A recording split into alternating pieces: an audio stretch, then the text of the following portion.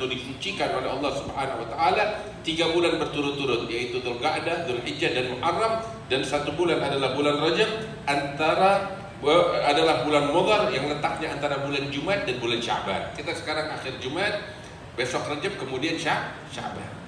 Ini 4 bulan yang disucikan oleh Allah Subhanahu wa taala. Allah yang mengistimewakannya. Tatkala Allah Ta'ala mengistimewakannya, maka kita pun sebagai hambanya juga patut untuk mengistimewakannya. Mengistimewakannya dengan apa? Artinya mengistimewakan, kita jadikan ke-4 bulan itu tidak sama dengan bulan-bulan yang lain. Tidak sama dengan bulan-bulan yang lain. Sehingga ada beberapa amalan yang dianjurkan oleh para ulama untuk kita lakukan di bulan-bulan suci sebagai bentuk pengistimewaan kita kepada ke-4 bulan ini. Di antaranya adalah berpuasa di bulan-bulan suci tersebut. Ada beberapa orang mengatakan bahwasanya puasa di bulan Rajab adalah bid'ah. Saya katakan, kalau memang puasa di bulan Rajab atau di bulan Ashhurul Hurum adalah bid'ah, di dalam hadis Nabi bilang kullu bid'atin dhalalah wa kullu dhalalatin finnar. Setiap yang bid'ah itu adalah sesat dan setiap kesesatan itu di neraka. Cuman saya bingung, sejak kapan orang puasa masuk neraka? Iya kan? Gak ada sejarahnya orang puasa masuk neraka. Adanya sebaliknya, orang yang puasa diganjar oleh Allah Subhanahu wa taala masuk surga melalui pintu rayyan. Di dalam hadis yang sahih, Nabi besar Muhammad sallallahu alaihi wasallam bersabda sebagaimana fi riwayat Al-Bukhari wa Muslim, "Inna fil jannah bab yuqalu lahu rayyan, yadkhulu minhu as-sha'imun yaumil qiyamah."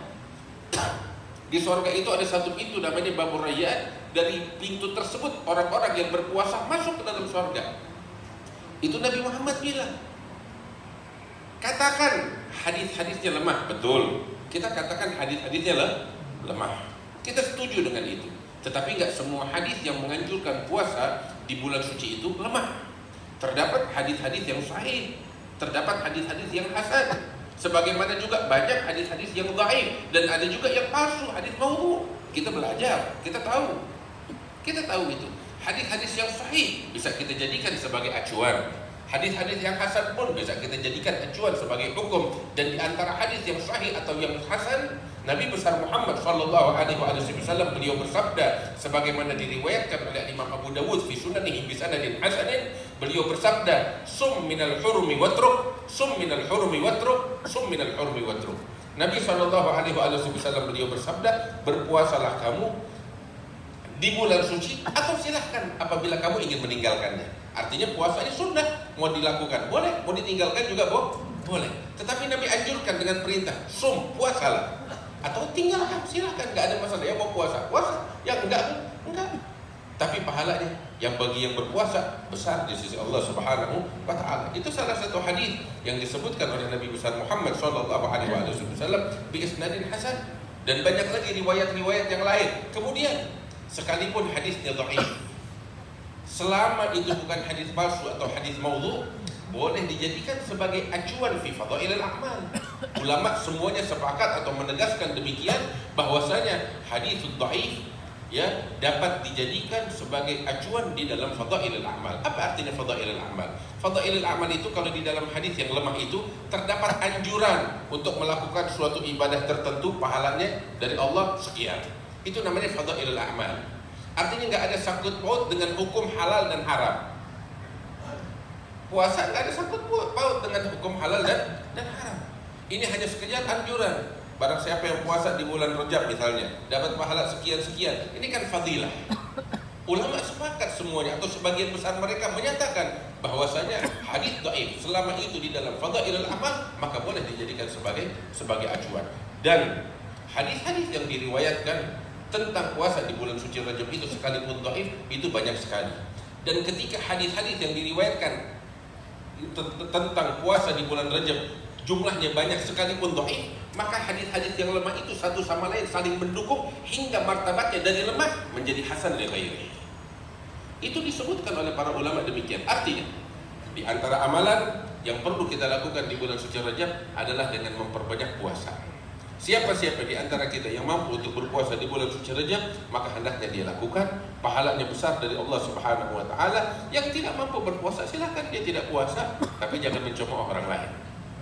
Ini yang dianjurkan oleh Nabi besar Muhammad sallallahu alaihi wasallam. Itu yang pertama. Kemudian di antara hal yang dianjurkan untuk dilakukan di bulan suci Rajab adalah dengan memperbanyak istighfar kepada Allah Subhanahu wa taala. Kenapa demikian? Ya, seperti tadi dalam ayat Allah Ta'ala bilang fala tadlimu fihinna anfusakum, jangan kamu menzalimi diri kalian di bulan suci dengan melakukan kemaksiatan. Ya kita manusia terjerumus di dalam dosa.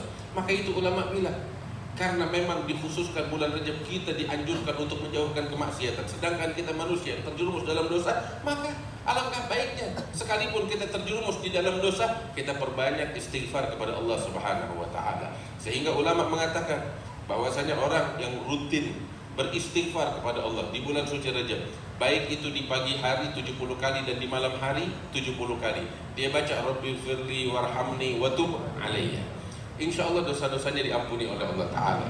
Dan insya Allah di dalam riwayat disebutkan bahwasanya Allah mengharamkan orang tersebut untuk dibakar di dalam api neraka. Jadi kita baca, ini fadilah disebutkan oleh para ulama, baca di pagi hari lepas sholat subuh 70 kali Rabbi firli warhamni wa tub alayya, kita dan keluarga kita atau di masjid-masjid kita. Demikian halnya lepas maghrib atau lepas isya, terserah di malam hari kita baca Rabbi firli warhamni wa tub alayya 70 kali, enggak lama, paling lama cuma 5 menit, enggak lebih dari itu. Kita baca dan pahalanya besar dari Allah, anugerah Allah Subhanahu wa taala besar untuk orang-orang yang membaca bacaan atau istighfar yang demikian. Ada beberapa orang bilang, wah itu bid'ah, masuk neraka. Bingung, orang istighfar masuk neraka dari mana ya? Aneh kan?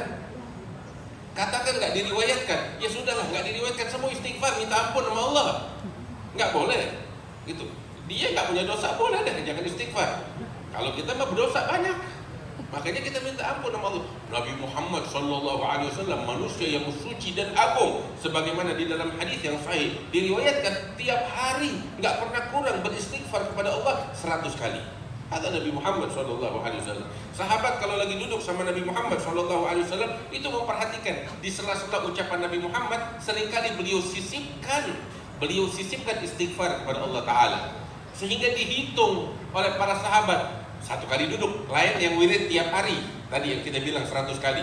Ini dalam duduknya, kalau ngomong kadang istighfar, tengah-tengah ngomong lagi istighfar lagi. Dihitung sama para sahabat itu istighfarnya antara 70 sampai 100 kali dalam satu kali duduk. Sallallahu alaihi wasallam. Itu manusia suci Nabi Muhammad sallallahu alaihi wasallam. Tahu ada orang lebih suci kali dari Nabi Muhammad, betul? Enggak mau istighfar. Kita minta ampun sama Allah Ta'ala, dosa-dosa kita banyak sama Allah Ta'ala di bulan Rajab atau di luar bulan Rajab. Perbanyak istighfar kepada Allah Subhanahu wa Ta'ala. Terus juga itu yang kedua, lain daripada itu, bulan Rajab ini bulan istimewa. Persiapkan diri kita untuk menyambut bulan suci Ramadan.